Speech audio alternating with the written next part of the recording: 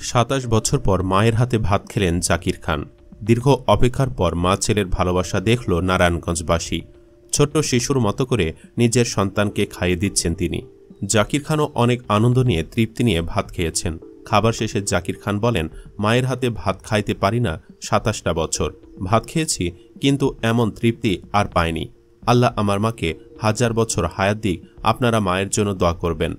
তারপর গেলেন এতিমখানার বাচ্চাদের সাথে দাওয়াত খেতে। সেখানে এতিম বাচ্চাদের সাথে খাবার খান এবং তাদের সাথে গল্প করেন। জাকির খান অতীতে কেমন ছিল তা আমরা সকলেই জানি, কিন্তু বর্তমানে তার চলাফেরা কথাবার্তার মধ্যে জনগণ ও অসহায় মানুষদের কথা উঠে আসে। জাকির খান যেন দিন দিন ইসলামমুখী হচ্ছেন, নামাজ পড়ছেন, ঠিকঠাক মতো সকলের খোঁজ খবর নিচ্ছেন। পাড়া মহল্লার এলাকায় দোকানপাট যাদেরকে পাচ্ছেন সকলের সাথে কথা বলছেন, খোঁজ নিচ্ছেন ব্যবসা কেমন চলছে। দেখে মনে হচ্ছে অতি সাধারণ একজন মানুষ, যার মধ্যে কোনো ধরনের অহংকার নেই।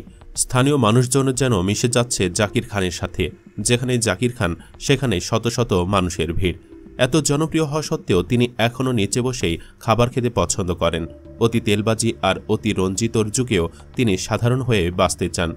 এই সেই জাকির খান যার বক্তব্যের মাইক ধরেছেন স্বয়ং বিএনপির ভবিষ্যৎ প্রধানমন্ত্রী তারেক রহমান। কিন্তু বর্তমানে তারেক রহমানের আশেপাশে বা তার কর্মচারীও জাকির খানের থেকে বেশি প্রভাব দেখায়। জাকির খান সেই জায়গায় ব্যতিক্রম। তিনি মনে করেন, অহংকার দেখালে জনগণের থেকে দূরত্ব বাড়বে, আর আমি জনগণের জন্যই বেঁচে আছি। দর্শক, জাকির খানের অতীত জীবন নিয়ে নয়, আমরা জাকির খানের বর্তমান এবং ভবিষ্যতের রাজনীতি নিয়ে আগ্রহী। আমরা চাই তিনি যেন জনগণের সেবক হয়ে ওঠেন এবং ইসলামের পথে নিজেকে পরিচালনা করতে পারেন।